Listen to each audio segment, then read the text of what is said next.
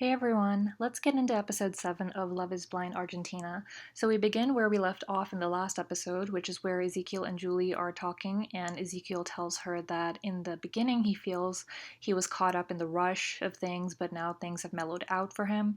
And he tells her that he could leave whenever he wanted, but he's just sticking around for her. And Julie didn't like when he said that. She would have preferred he'd say, something like he was staying because he was having a good time. But I'm on Ezekiel's side here. I think it's really good. It's a good sign that she is the anchor kind of holding him down in this experiment because at the end of the day, that's what it's about, right? He tells Julie that he used to be really different, that girls would fall for him because he used to be so indifferent towards them. And in the past, he just went from girl to girl like it was nothing. In his interview, Ezekiel shares that his relationship with Julie is getting complicated because she doesn't want to open up to him or to talk to him, and that she always withdraws and avoids certain conversations, which makes things more difficult for him.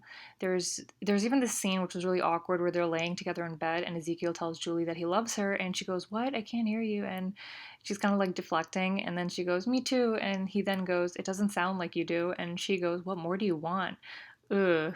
I felt really bad for Ezekiel because, given what we know about his past, he really seems to have transformed himself into a better person, like someone who's more patient and tolerant in a relationship. So, to see that Julie isn't putting in that same effort to make him feel comfortable the way he's making her feel comfortable, it was just a little sad to see. Julie says in her interview that she's not the type of person who always says sweet things in a relationship or is constantly hugging or cuddling at the same time. Ezekiel tells her she's just being unresponsive and that doesn't feel good. And in her interview, Julie acknowledges that he's trying to get her to express herself more, but she isn't going to push herself to do things that make her uncomfortable.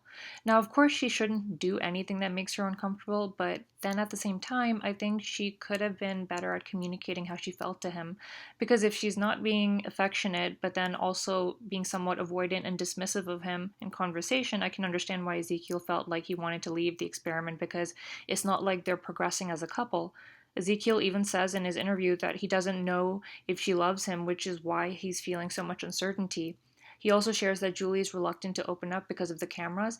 And if this is the case, I just don't understand why she signed up for a show like this because she knew there would be cameras everywhere. So I find it confusing when people in the show bring up cameras as a problem. Like, you knew what you were signing up for, right?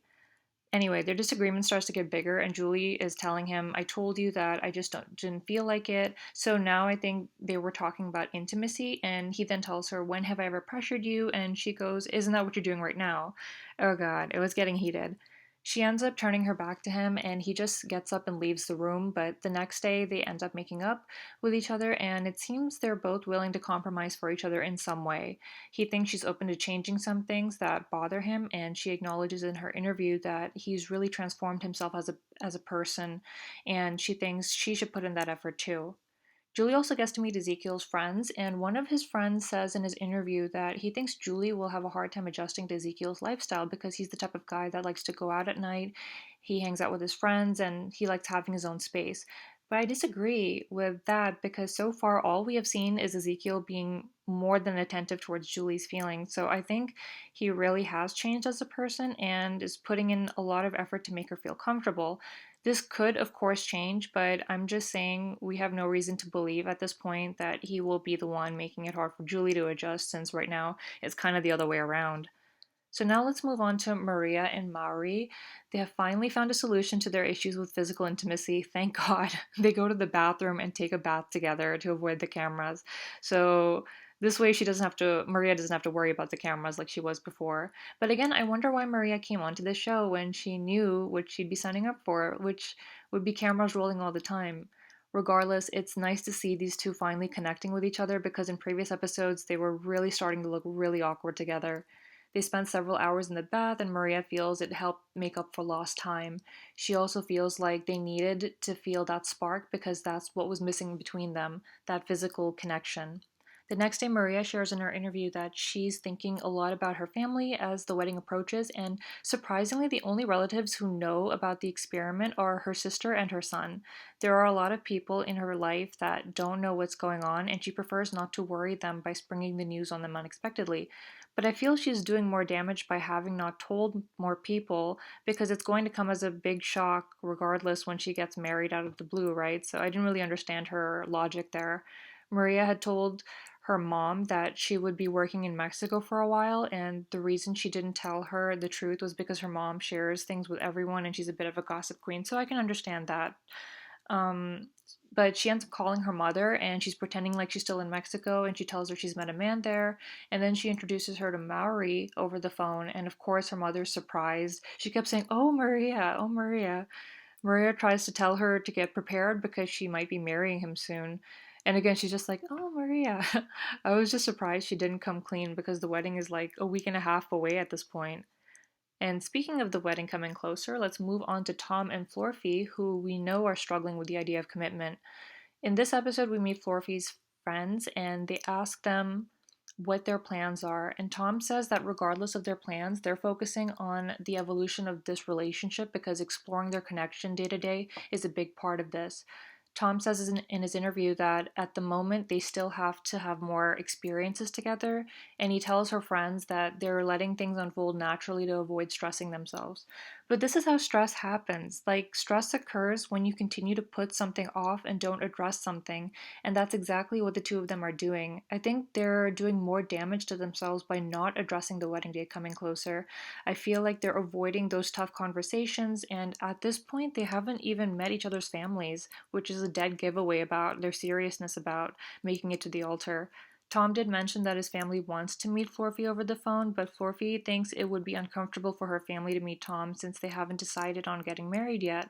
She says in her interview that she was open to the idea of meeting someone and marrying them at the end of the experiment, but that feeling hasn't grown. The timing of it all doesn't seem right to her, and it's hard for her to imagine that in just a week and a half she'll be marrying Tom. I'm going to say it once again. This is what you signed up for. Her friends share in her interview that she thinks Florfi signed up for the experiment because she wanted to try something new and make new connections. And this makes a lot more sense. I don't think Florfi was ever into the idea of making a commitment, but probably just wanted to go on an adventure of some sort. I have even more doubts about the two of them making it to the end now. I don't doubt their connection because it does seem like they have a real, genuine relationship, but it really seems like this is something she'd want to continue off camera if that really was the case. A part of me also wonders if maybe she doesn't see herself long term with Tom. Maybe this is just a buddy she picked up as part of this experience that she wanted to take on this experiment together with.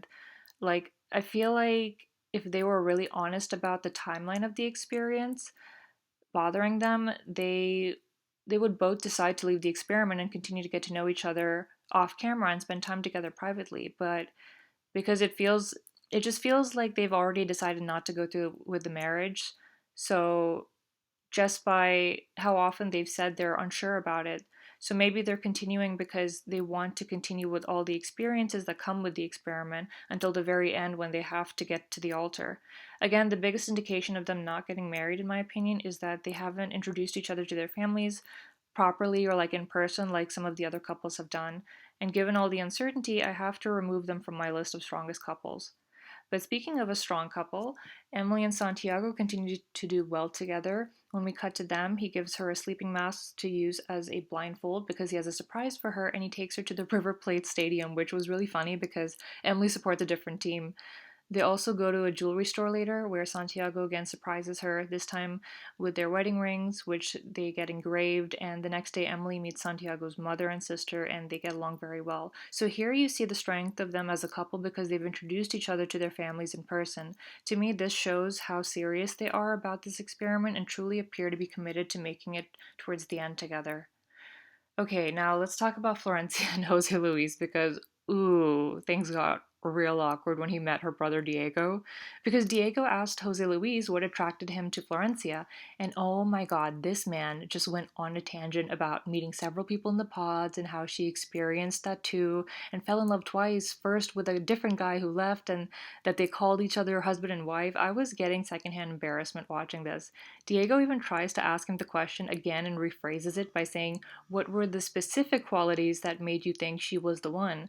What did you see in her that made you go, I want to marry her and start a family with her?" And Jose Luis says, "Well, she kind of rushed me into it, so I'm still not sure. I was just appalled." Get it together, Jose Luis. Make something up. He could have said a million things like, "I loved your personality. She has a great sense of humor. I appreciate her values," or "We have a lot in common." Anything, but no, he choked. Florencia even goes, "What are you saying? You're not saying anything." She then asks him why he was choosing her over the other women, and he basically goes that he loves her and adores her, he loves her personality, and he thinks she's absolutely stunning. He then tries to brush it off and tells her, "Come on, I tell you this all the time." But Florencia says in her interview that after this conversation, she had a lot of doubts, and I can't blame her. One thing she is concerned about is the connection Jose Luis had with Julie in the pods, and she wants them to meet so they can all get some closure and end that chapter. I'm really not sure where to place them as a couple after what happened, because if he's struggling to express what he likes about her, that's definitely not a good sign. But at the same time, maybe he was just nervous or felt like he was put on the spot, and that's why he didn't have a very good response lined up. We can take his other actions into account, though, like how he introduced her to his mother and aunt and let her live with him off camera, which paints them in a slightly better light as a couple. So that wraps up my thoughts for episode 7. If you enjoyed this video, please like and subscribe to stay tuned for my reaction to episode 8 of Love is Blind Argentina. Thanks so much for watching, and I will see you next time.